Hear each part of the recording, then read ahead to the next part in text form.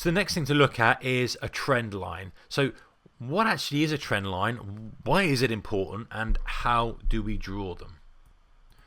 So I'm going to look at a different market for this. I'm going to look at the US dollar yen because I know that that has got a big trend line. Okay. So a trend line is basically, we talked about a trending market. A market that trends is one that goes from high to low or from low to high. It's not in a range. You know, that's a range bound market. A trending market is one that goes from low to high, high to low. And we can see straight away that this US dollar yen over this year has been trending down. Sure, we've had moves back up and moves back down, and as a day trader there's plenty of opportunity on both sides of the coin there, but we can see that we've trended down in the market. So how do I draw that? So let me remove that. So what I do is I again put my trend line drawing tool, and what I'm doing is I'm looking at the peaks of the trend, and I'm going to try and join them up with the line.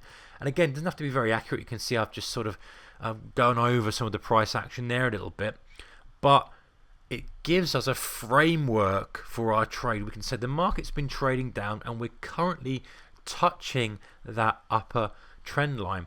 And also we can start adding the other concept of support in and say, well, look, there's some support down here at the 100 level. Let's put my volume back in. At the 100 level here, and we've got a trend line down. So we start to add the concepts in together. And then even if we're looking at little trends within trends, there's a little trend there, and we can do both sides of that, like a channel. Some people call that a channel.